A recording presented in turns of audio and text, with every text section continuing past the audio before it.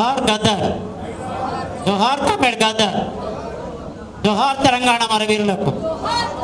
ఏం నోరు రావట్లేదు. జోహార్ తెలంగాణ మరవీరులకు. జోహార్ జోహార్. గద్దర్ గానస్మరణం ప్రేరణ తెలిసినటువంటి ఏపూరి సోమనాథ్కు, దీంట్లో భాగస్వాములైనటువంటి కళాకారులకు, అట్లాగే ఈ సభను విజయవంతం చేయడానికి వచ్చినటువంటి మీ అందరికీ, అట్లాగే గద్దర్ గురించి సవివరంగా వివరించేందుకు వచ్చినటువంటి మిత్రులకు అందరికీ ఉద్యమాభివందనాలు. గద్దరు గానస్మరణం అనగానే, గానం అంటే పాటలు మనకు తెలుసు, స్మరణం అంటే స్మరించుకోవడం. సహజంగా స్మరించుకోవడం అనే మాటకు జరుగుతుంటాం అంటే ఆయన గుర్తు చేసుకోవడం. కేవలం గద్దర్ విషయంలో గుర్తు చేసుకోవడం అంటే ఆయన జీవన పయనాన్ని, ఆయన ఆచరించినటువంటి జీవన విధానాన్ని, ఆయన పయనించినటువంటి మార్గాన్ని, దానికి ఆయన రాసిన పాటలకు ఉన్న సంబంధాన్ని, అట్లాగే ప్రత్యేకంగా తెలంగాణ ఉద్యమాన్ని అర్థం చేసుకోవడానికి, తద్వారా ఆ వారసత్వాన్ని కొనసాగిస్తామని, ఆ పాటల్లో ఉన్న భావాన్ని మేము ఆచరణలో చూపుతామని ప్రతినబోలేటువంటి ఒక సందర్భం, ఒక ప్రత్యేక సందర్భం ఇది. గద్దర్ విషయానికి వస్తే, గద్దర్కు నల్లగొండ జిల్లాతో చాలా సంబంధం ఉందనే విషయం చాలా తక్కువ మంది తెలిసి ఉంటుంది. ఎమర్జెన్సీ తర్వాత గద్దర్ ఇక్కడికి వచ్చిండు. పక్కనే ఉన్నటువంటి కుడకుడ గ్రామంలో జరిగినటువంటి ఒక గ్రామ సభకు ఆయన వచ్చాడు. ఆయన వచ్చేటప్పట్లో లారీలో రావాలి, ఇక్కడి నుంచి సైకిల్ మీద పోవాలి, అక్కడ పాట పాడాలి, వెళ్ళిపోవాలి. అక్కడి దగ్గర నుంచి ఆ తర్వాత మళ్ళీ ఆయన కనిపించింది తెలంగాణ పాటతో. నేను అమ్మా తెలంగాణ అనే పాట మీ అందరికీ తెలుసు, బాగా పరిచితం. అది తెలంగాణ ఉద్యమంలో భువనగిరి సభలో ఆ పాట పాడేది మీ అందరు చూశారు. కానీ ఆవిష్కరించబడింది కూడా ఈ జిల్లాలో అనే విషయం అతి కొద్ది మందికి మాత్రమే తెలుసు. ఎందుకంటే ఆయనకున్నటువంటి అజ్ఞాతమైనటువంటి రాజకీయాల దృష్ట్యా ఆయన అక్కడ ఆవిష్కరించడం జరిగింది. అది కూడా ఈ జిల్లాలోనే, హేమా ఉన్నటువంటి జిల్లాలో తెలంగాణ ఉద్యమం యొక్క ప్రాముఖ్యతను ఒక 2 రోజులు చర్చిస్తున్నప్పుడు ఆయన రాసినటువంటి పాటను ఆయన జిల్లాలోనే ఆవిష్కరించాడు. ఒక చిన్న నోట్బుక్ పట్టుకొని పైజమా లాంచి తీసుకుని వచ్చి ఆవిష్కరించాడు. అట్లాంటి అవకాశం ఉన్నప్పుడు 35 ఏళ్ళుగా పనిచేసేటువంటి, ఒక దగ్గర కాకపోయినప్పటికీ మీ అందరి వెళ్ళినప్పటికీ ఇద్దరం అనేకమైన కార్యక్రమాల్లో, అనేకమైన విధి విధానాల్లో కలిసి ఉండేవాళ్ళం. కాబట్టి ఆ అవకాశం నేను ఆయన కలిసి ఇక్కడ చేసినాం. ఆయన ఒక సందర్భంలో కూడా ఆయన చెప్తున్న ఆ విషయాన్ని మీరు గుర్తుంచుకుంటూ తెలుస్తుంది. సద్దరొట్లో తీసుకుపోయి ఇచ్చిన అంటాడు ఒక ఆయన, అదే సందర్భం. అట్లాగే ఆ తర్వాత భువనగిరి సభ తర్వాత ఇక్కడి నుంచి చక్కగా ఏఎల్ఆర్సీ నిర్వహించినటువంటి వరంగల్ సభ, వరంగల్ డిక్లరేషన్ కానీ మీకు గుర్తొస్తుంది.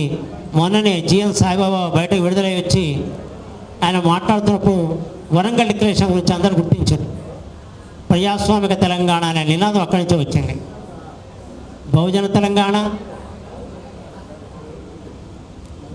భౌతిక తెలంగాణ, ఇట్లా రకరకాలు వచ్చినప్పుడు ప్రజాస్వామిక తెలంగాణ ఒక నిర్వచనంతో వచ్చినప్పుడు దానికి అత్యంత కీలక భూమిక పోషించినటువంటి కళాకారుల్లో ఒకడు గద్దర్ నుంచి మనందరం చేసుకుంటుంది ఏంటంటే, ఒక పాట పాడతాడు, ఒక ఆట ఆడతాడు, మంచి పాటలు పాడతాడు అనుకుంటారు. కానీ ఆయన బహుముఖ ప్రజ్ఞాశాలి.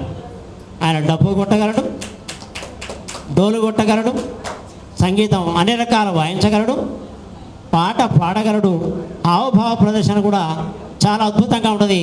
అది రంగుల కళ సినిమాలో ఆయన పాడిన పాటలు మనకు స్పష్టంగా కనిపిస్తాయి.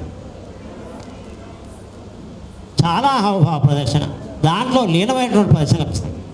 అట్లాంటి ఆ కళాకారుడు తెలంగాణ ప్రజాఫ్రంట్ ఏర్పడిన తర్వాత మొట్టమొదటిగా వచ్చింది సూర్యాపేటకే. సూర్యాపేటలో ఉన్న గాంధీ పార్కులో సభ నిర్వహిస్తూ వచ్చాడు. ఆ తర్వాత దేవరకొండ, భువనగిరి,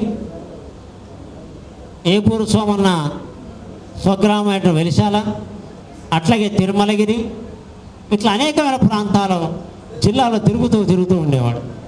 అన్నిటికంటే గుర్తుపెట్టుకునే సంఘటన తెలంగాణ మీద ఉక్కుపాదం, ఆట పాట మాట బంద్ అని చెప్పిన రోజుల్లో గర్జించినటువంటి గళాలు అనేకం ఉంటే దాంట్లో ఒకటి బెల్లి లలిత.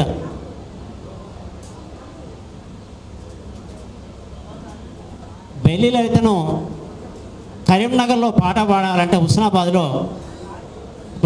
హుజూరాబాద్ ఐడియా లేదు, పాడమంటే ఎవరు వేదిక ఎక్కినా కాల్ చేస్తూ ఉన్నారు. వేదికెక్కి పాట పాడింది. అదే విషయం సిద్దిపేటలో జరిగింది, దుబ్బాకలో, అక్కడ పాట పాడింది. ఇంకొక సందర్భంలో సోదరుడు కాశీ మీద దాడి జరిగినప్పుడు, నాగర్ కర్నూలు అనుకుంటా, కల్వకుర్తులు జరిగినప్పుడు మేము ఇక్కడ 2 జీపుల్లో పోయినాం. సేమ్ అదే పరిస్థితి, మొత్తం స్టేజ్ చుట్టుముట్టారు పోలీసులు. పైకి ఎక్కడ వెళ్ళదంటారు. అన్న ఏం చేయమంటుంది, ఏమైతే చూద్దాం పైకి ఎక్కితే అన్నాం. ఎక్కిందా పాట పాడడం, ఆ సభ నడిచింది. అట్లా ధిక్కరించేటువంటి స్వరాల్లో గద్దరు, బెల్లి లలితను నయం హంతకముఠ 17 ముక్కలుగా నరికి. ఆ సందర్భంలో దానికంటే ముందు ఆమెను బెదిరించడం, ఉద్యమకారులను బెదిరించడం, ఎన్కౌంటర్ చేస్తామనడం జరిగినటువంటి సందర్భంలో ప్రశ్నించిన గొంతుకల్లో కళాకారుల పాత్ర ఎక్కువ ఉంటుంది. ఎందుకంటే ఇప్పుడు మనం ఇందాక చూస్తున్నాం, ఒక సోమన పాడుతుంటే సోమన పడి కోరస్ ఉంటుంది, ఆయన బట్టి పైన వేసుకునేటువంటి గొంగడి ఉంటుంది, పక్కన వాయించే డబ్బులు ఉంటాయి, కోరసులు ఉంటాయి. ఉపన్యాసకుడికి ఏముండవు, వాడి విషయం చెప్పుకోవాల్సింది ఇస్తారు, మైకి లేకపోతే ఒకటిగా మాట్లాడాలి. కానీ చాలా జాగ్రత్తగా మాట్లాడుతుంటారు. ఎందుకంటే గానస్మరణ సభలో అది మాట్లాడడం అంటే చాలా కష్టమైన విషయం.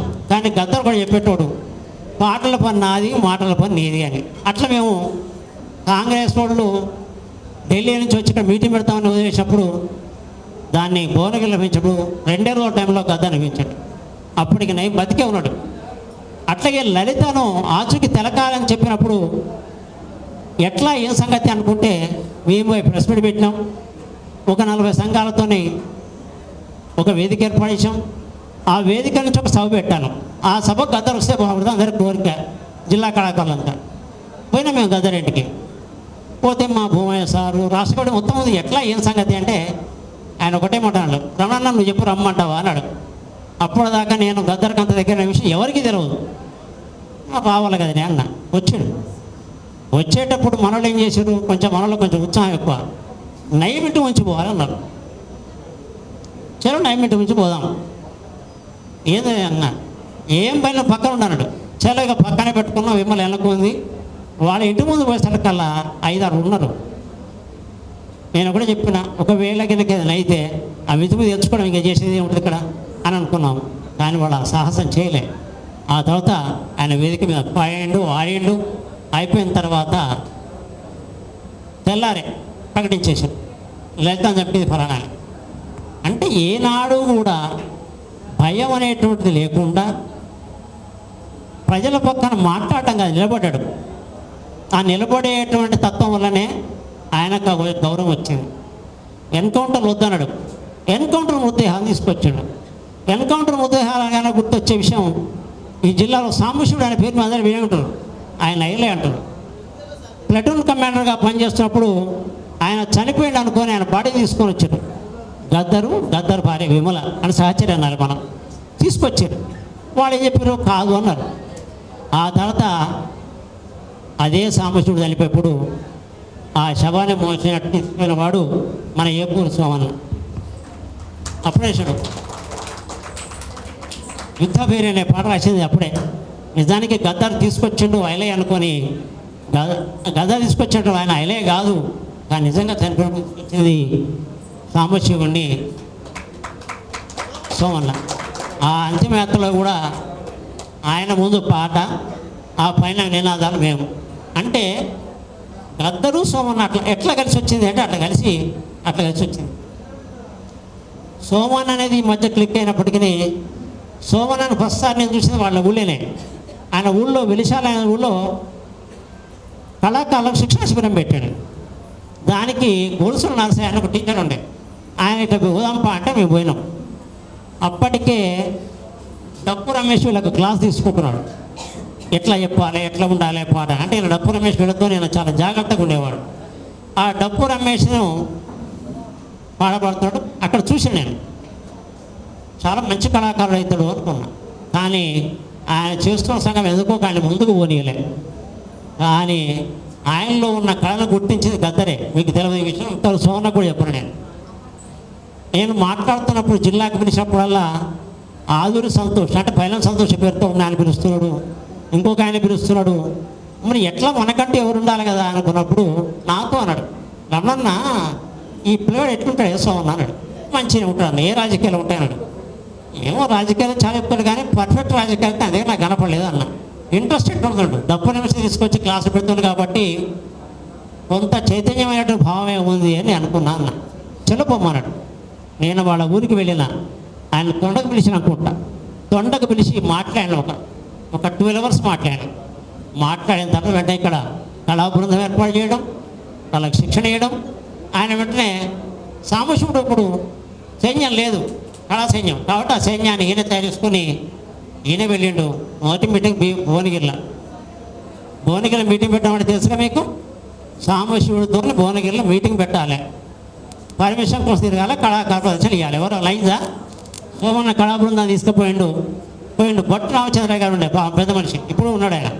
ఆయన పట్టుకొని తిరిగిండు, డిఎస్పీ ఆఫీస్ పోయిండు, ఎస్పీ ఆఫీస్ పోయిండు, పర్మిషన్ తీసుకొని వచ్చిండు.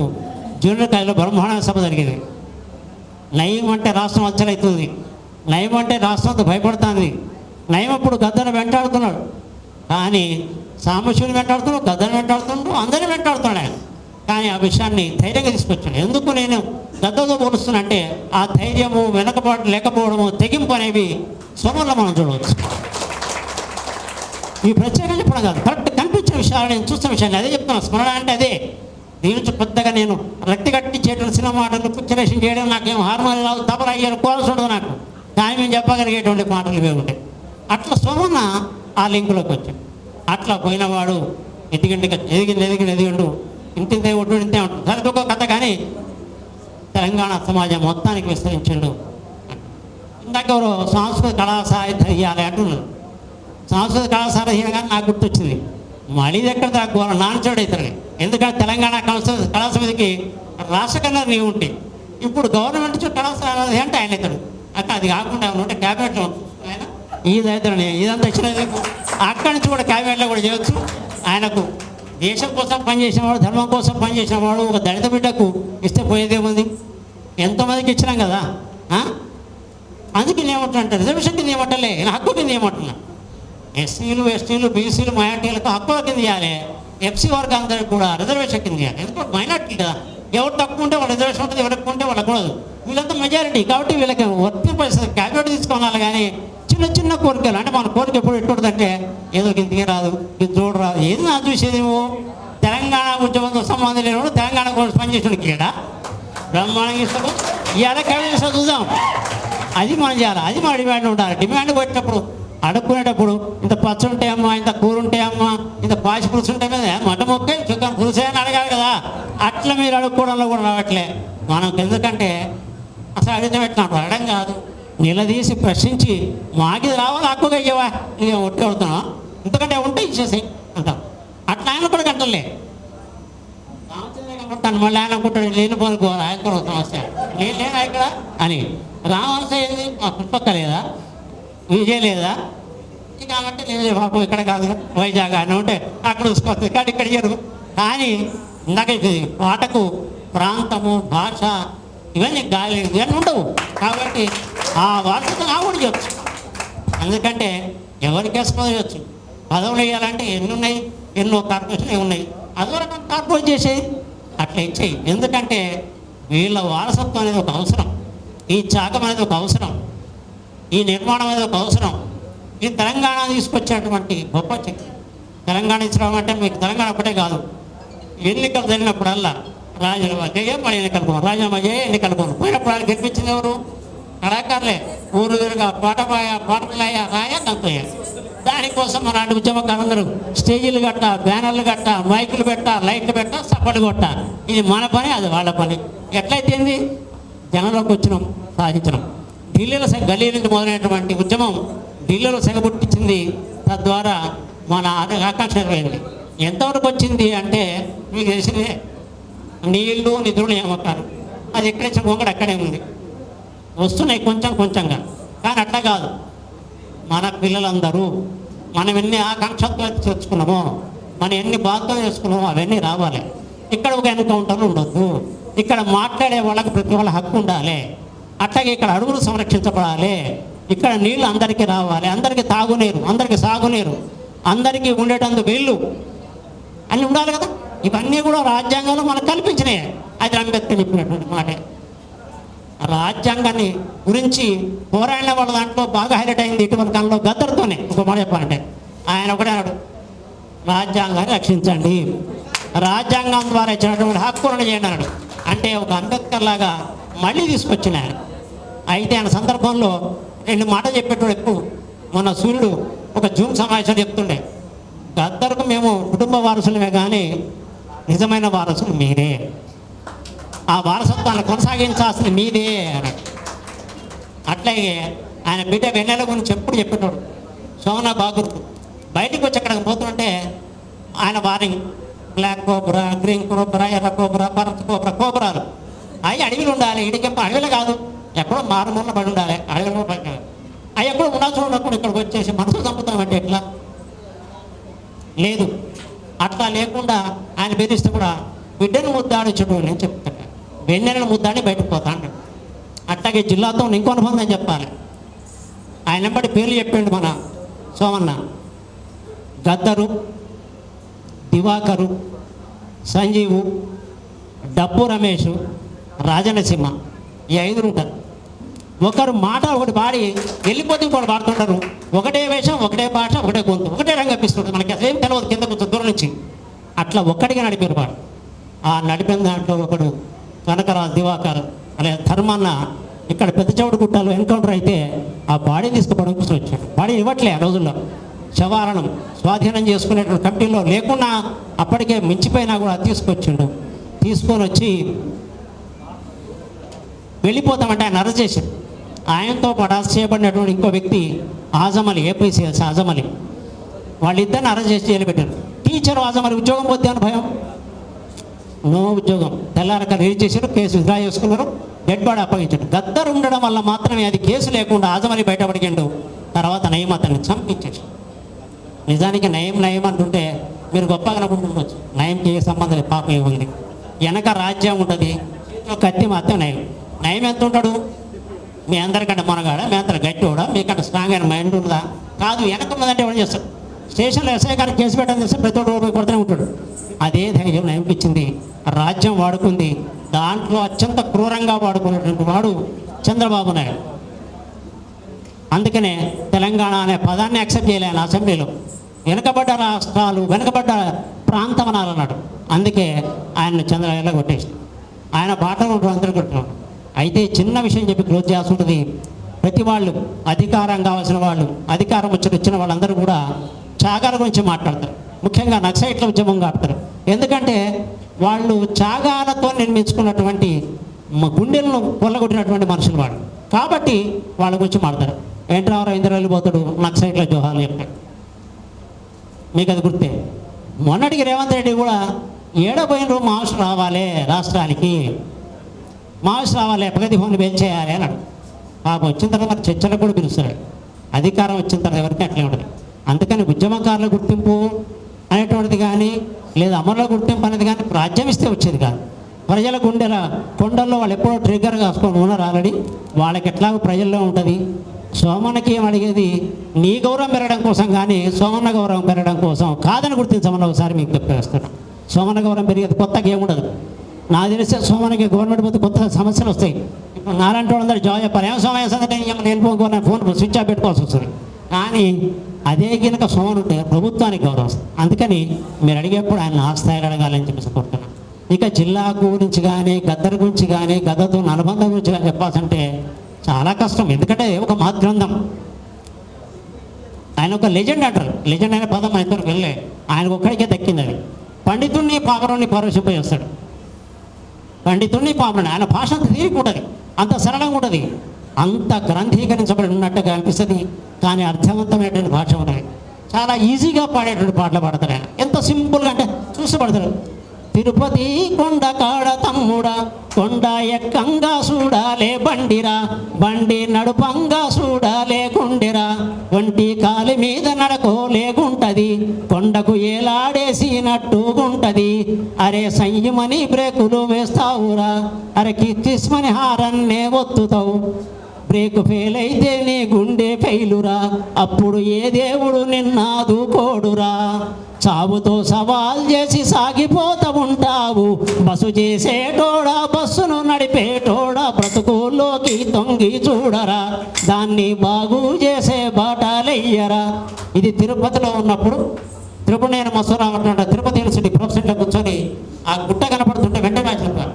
అంత అలవోకగా ఆయన పండుగ అంత జీవనంగా చేస్తాడు. ఒక కార్మికుడిని, ఒక కర్షకుడిని చీపిరి కట్టం కూడా వదిలిపెట్టలే, యాంకర్ యొక్క ముగ్గురు వదిలిపెట్టలే, ప్రతి దాని మీద అలవోకగా కవిత్వం చెప్పి మనసును పరవశింపజేసేటువంటి వ్యక్తులు ఒక గద్దరు మాత్రమే. ఎవరైనా సరే పెట్టుకున్నప్పుడు గద్దరు ఇందాకంటుండే ఆ గద్దరు ఏ గద్దరు గద్దరు అంటే ఆయన ఒకే ఒక ఆయన ఒక్కడే గద్దరు, ఆయన ఒక్కడు మాత్రమే గద్దరు.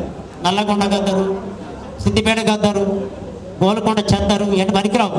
గద్దర్నే అర్థపడతారంటే గద్దరుకున్న గొప్పతనాన్ని ఆ సాహసాన్ని కేవలం గద్దరికి ఉన్నది ఆ విధంగా చేసుకోవాలి. ఎందుకంటే ఆ పేరు పనికి కాదు. ఎందుకంటే గద్దరుకున్న ఎంత లెజెండ్, ఎంత గొప్పతనం. ఈ ప్రాంతం ఏంటది, ఆయన ప్రాంత సంబంధితుడా విశ్వమానవుడు. కాబట్టి ప్రతి మనిషి దగ్గర అనేకమైనటువంటి సమస్యలు వస్తుంటే పోతుంటే మనిషి జీవనం అన్నాక కుటుంబం ఉన్నది, కుటుంబం అన్నాక సమాజం ఉన్నది, సమాజం అన్నాక సమస్య ఉంటాయి. అవన్నీ వదిలేద్దాం, చేసిన మంచి పనులు చెప్పుకుందాం, ఆయన చేసిన పాటలు నేర్చుకుందాం, ఆయన రాసిన పాటలను పాడుకుందాం. ఆ పాటలో మనుషులు నడిపి ఆయన కళ్ళు కన్నటువంటి సమాజం కోసం పాడదాం పిలుపునిస్తూ ఈ అవకాశం అందరూ కూడా మరొక్కసారి కృతజ్ఞతలు. జోహార్ తెలంగాణ మన వీరులకు, జోహార్ కామెడీ గద్దర్కు.